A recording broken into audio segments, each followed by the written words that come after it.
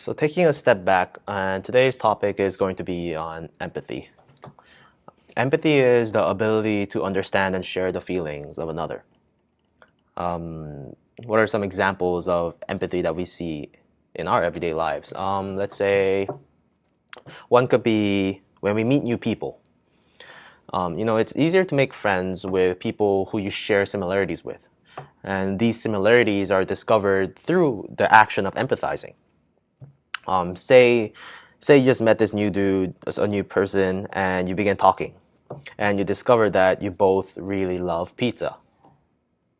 And that's exciting news that you share this common characteristic between you and a stranger.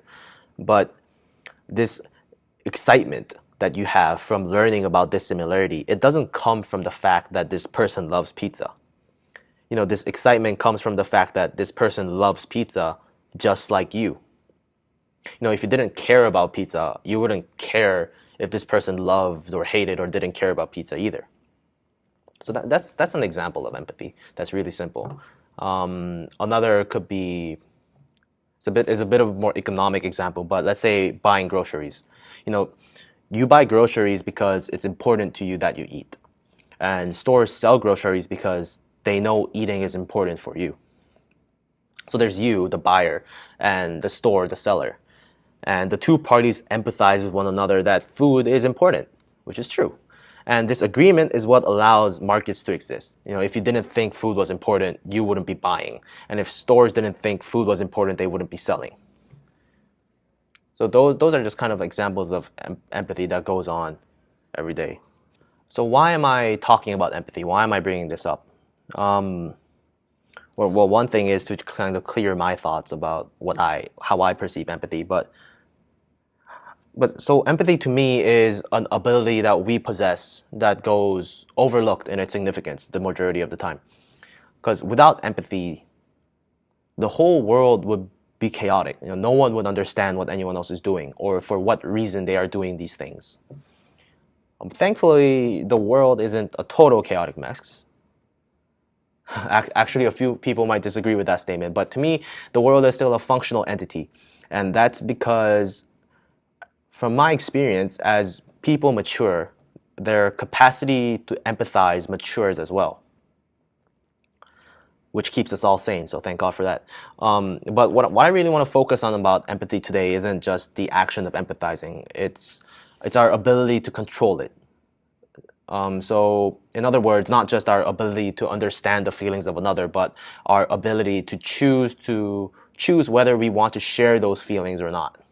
I would argue that as we grow and as we get to understand more, understand not knowledge and facts, but as we get to understand more of the emotions people have and why and how they have them, we also develop our ability to choose how we want to feel from these new understandings. And this makes sense to me if it's phrased this way: the greater collection of understanding you have of specific emotions, the less sensitive or reactive you will be to the next exposure. However, this argument assumes that the action of empathizing with another can be deconstructed into two steps. So one would be understanding the reasoning behind why the other person feels a certain way. The background, so why, what led up to this person having this emotion.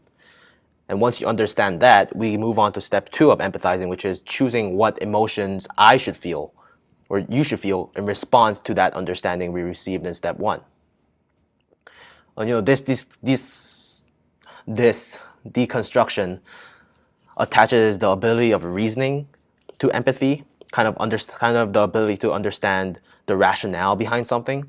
But I don't think that's too far of a stretch, because I don't think humans can empathize on emotion alone. If I see a symbol of happiness or sadness, or like an emoji, I guess, it doesn't move me to feel in a certain way. Seeing happiness doesn't make me happy. Going back to the deconstruction, I can't go directly to step two, choosing what emotions I should feel in response to exposure, because I'm not provided with step one, which is understanding the reason why this emotion came to be. This might seem cold-hearted, but these are actually the steps that take place when you are empathizing with someone, and when that action of empathizing leads you to do something. So for example, always have to deal with examples. So for example, let's say you're approaching a sad stranger on the streets or on the bench that looks sad, and you want to go and comfort them. So what are the steps that occur in your mind? So one, you assume that the stranger is feeling sad, and this information is provided to you from facial expressions or body language. And two, with the assumption that the stranger is feeling sad, you assume that this sadness is caused by an unfortunate event in the stranger's life, which provides you with our step one of the deconstruction, which is understanding the reason why the stranger is feeling sad. Although it is unconfirmed at this point, but this is the assumption you are going to carry. So now you think you know why this person feels sad. So which leads you to step two of the deconstruction, which is, with this understanding, you begin to feel pity or sympathy for the stranger, which is a reaction deemed appropriate by you. And with that, you slowly reach over to the stranger and you begin talking to them, trying to make their day better, I guess. So every action of empathy has step one and step two. First, you have to understand the rationale behind why this person is feeling this way. And only when you are provided with step one, you can move on to step two, which is, how am I going to react to this understanding of step one? So what's the big takeaway? So what am I trying to get at? I actually really don't know myself, but I would encourage people to just be more aware of what and how they feel and why they feel it. At first, deconstructing your own thoughts and emotion is a bizarre feeling because it's dehumanizing, right? Because we're so used to the concept that to feel and to have emotions is to be human, and the soul and the act of distancing yourself from feeling itself is not something people do on a daily basis. Or it's at least something that is not talked about in our daily lives. I'm not advocating for not feeling. I'm not advocating for apathy, but to have greater control over the ability to feel. And the best way to do that, I feel like, is to understand the cognitive mechanisms behind your ability to empathize. So many unnecessary conflicts in our lives come out of misunderstandings and overreactions. And in a way, this could help.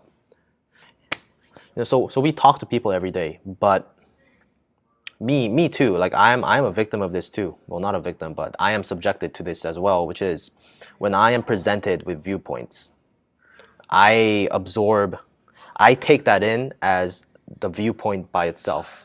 It's hard to convince yourself to consider the background behind the person who came up with this viewpoint. Why are they thinking this way? Why do they feel this way? On the other hand, it's really to defend your own viewpoint because you know why you feel this way or why you think this way. And on that note, although it wasn't an amazing ending, I would love to know what you guys think. So I guess comment down below.